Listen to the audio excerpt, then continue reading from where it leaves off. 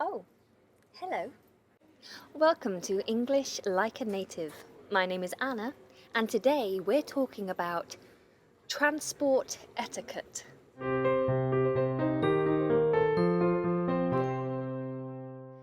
Now, before we start, if you prefer to watch these videos with subtitles, then all you have to do is press the little CC button, which is down in the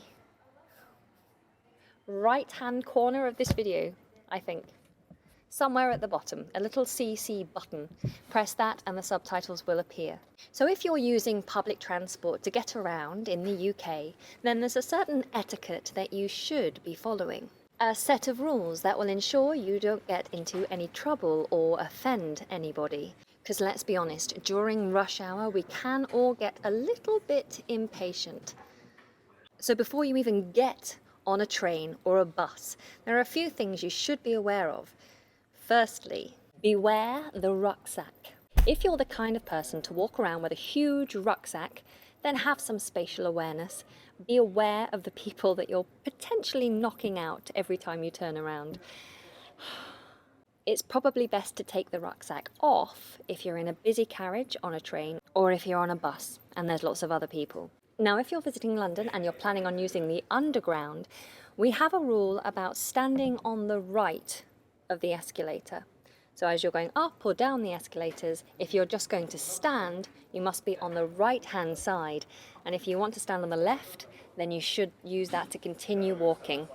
Otherwise, people will get quite cross if they're in a hurry and they want to get past you.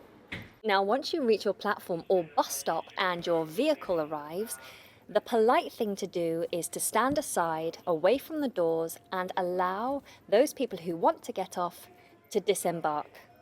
Then you're free to get on without any troubles. So remember, when the vehicle arrives, stop and wait. Once it's clear, then get on. Otherwise, you might come across as rude if you push on.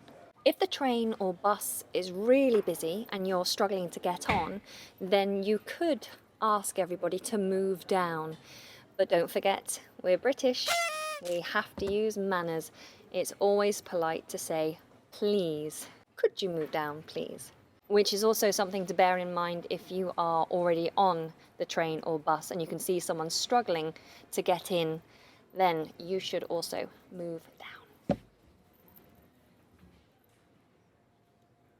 So now you've boarded, you're walking down the carriage, you spot a seat that's free, you make a beeline. Beeline means a direct movement towards something. So you make a beeline for that seat, and you have to check first that nobody is sitting there. So if this seat was free, but someone's here, maybe they have their paper on the chair or their bag, then the best thing to do is to ask them, excuse me, do you mind if I sit there? Or, excuse me, is anybody sitting here? And usually they'll say, no, it's fine. They'll move their bag or their paper and let you sit down. Now, once you're on your journey, one thing to be very careful of is eye contact. We do not like making eye contact on public transport. So you have to do everything you can to avoid making eye contact with another person. And if you happen to make eye contact, then keep it brief. Maybe a little smile and look away. Never stare or hold someone's eye contact for too long. It makes us very uncomfortable. Let's talk about food. Now, if you're planning to eat on public transport, then do avoid really smelly and offensive food like boiled eggs, for example, or kippers.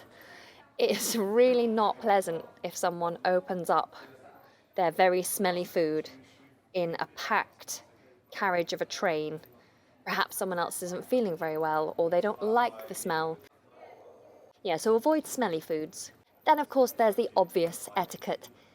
If you are eating and drinking, don't do it loudly. Keep your mouth closed when you're eating. You're not a camel. And now you know the basic etiquette of using public transport in the UK.